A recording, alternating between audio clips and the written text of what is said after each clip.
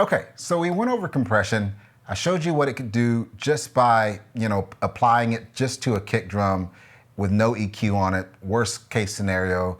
Now let's go over how to make some really bad drums sound good. A lot of times we see videos, and that's my catchphrase, a lot of the times, so we see videos that we have the perfect mic, the perfect kick, and the perfect studio, and the perfect scenario.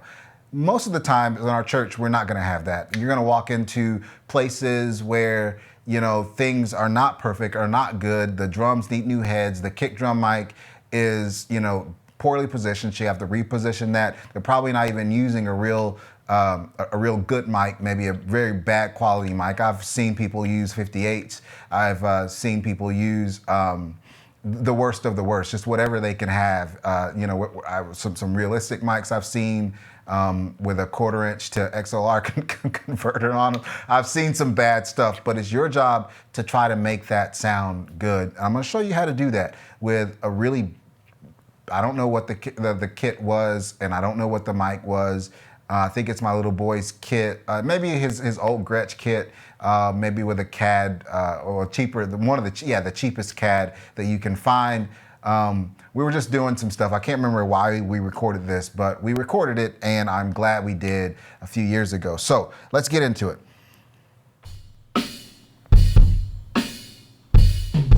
So in a previous video, you heard when I was telling you that you could make a kick drum sound pretty decent just with compression. And so let's go ahead and apply that compressor.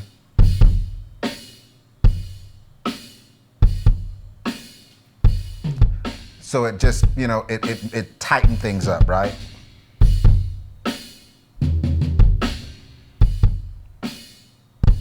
Okay. So now let's add some EQ in here. So what am I hearing? I approach EQ and drums with this thing in mind.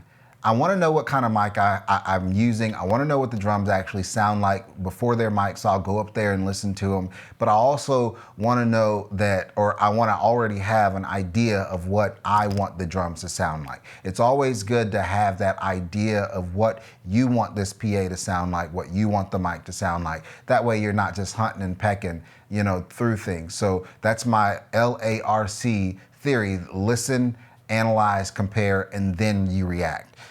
So let's do that with this kick drum. So I have an idea of what I want. If you look at the real-time spectrum analyzer, you can see what's going on here. A lot of the times we'll get this, I see all the time to where we'll boost these lows, right? And then we'll cut some of the thump out of it. And we may cut some of this mid-range out of it. And then we'll boost these highs, just like this. I see that, sometimes I see people do like a high cut right there.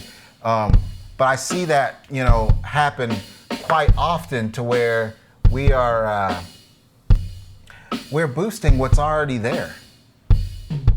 And so when you're doing your 2-track or you're mixing for the stream, you're gonna have to overly compress this drum and do things downstream of the EQ because you're adding so much of this low frequency in here. And that's what I've noticed. And so what I normally do is I start with what I can't hear or what I don't like.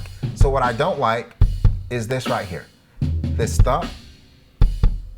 So I'll take that out. And then another thing that I don't really care for is this mid-range. Let's see, around the 200 hertz. So I'll take that out. Another something that I don't really care for is this 1K area. Okay? So you see I have 3 of my 4 bands used. What I could actually do is come over here and add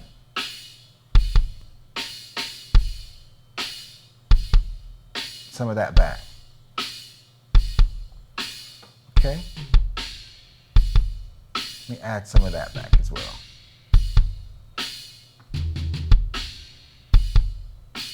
So you see, just with these curves,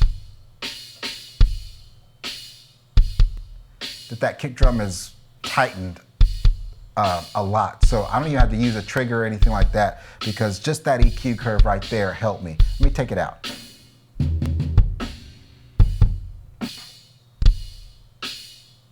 Okay, and then something else I'd like to do is add a gate. Let's go ahead and insert my gate.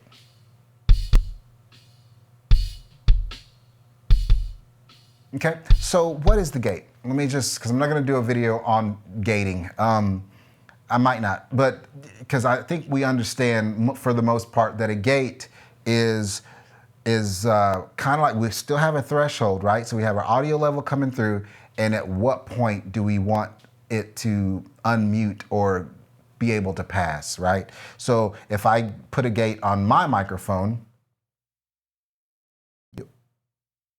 you'll hear that the room goes away.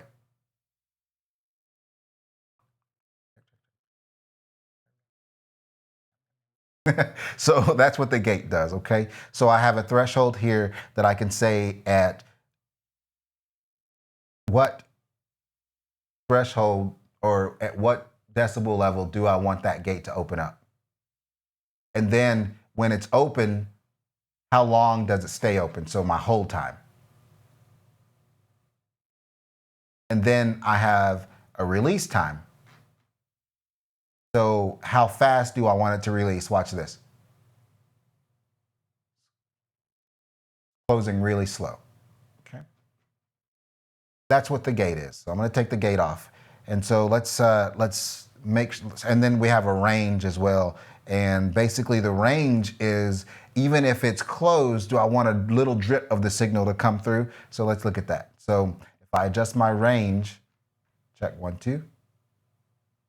So if I have my range open a little bit, that means that you're not gonna miss that first transient or that first syllable that I'm actually saying, because that gate's open just a little bit, if that makes any sense. All right, no gates for my mic.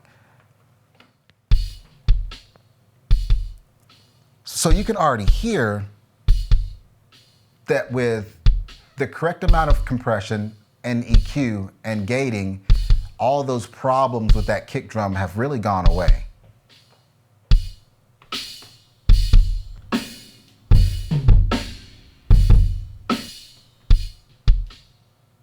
Okay, let's go back to our EQ.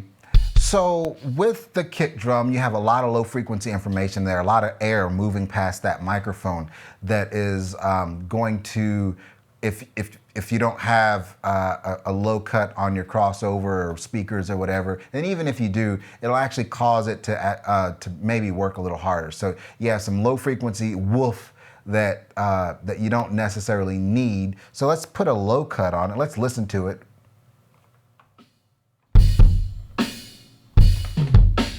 And let's put this low cut about 36 dB. Let's see if we can hear the difference with and without. You're probably gonna have to have earphones or a hi-fi system to hear it. Hear that? That tightened it up. Let's just add the compressor.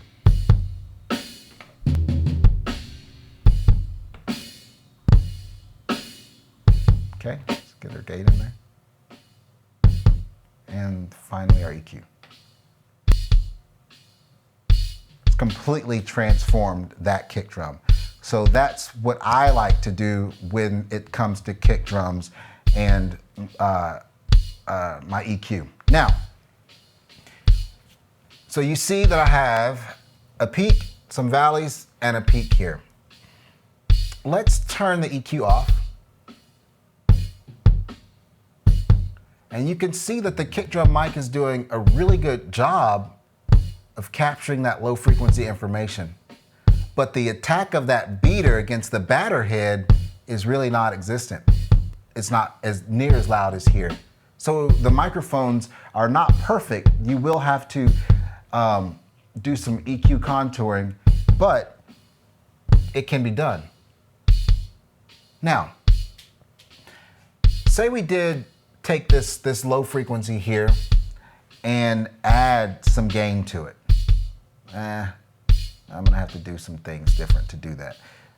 Let's see. All right, so let's do this. Let's get this here. Let's do our signature that we always see. All right, and then let's move this.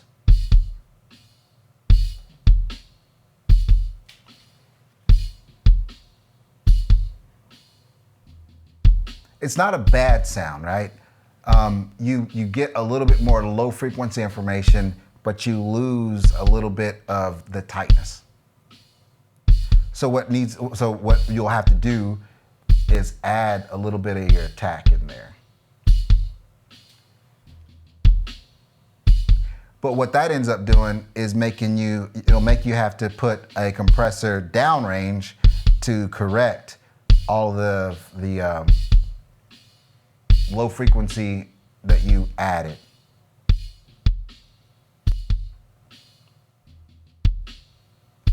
So you're kind of back at square one, if that makes any sense, in my opinion. So what I like to do is not do that. I go over here and then I take this out.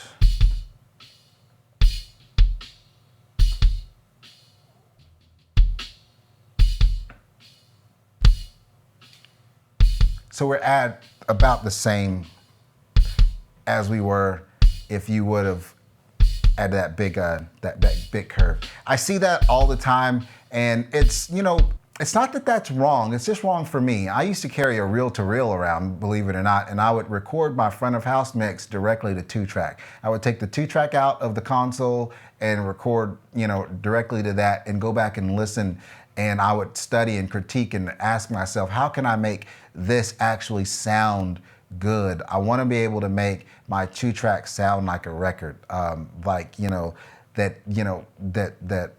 it was done almost in a studio, and I encourage you to do that too.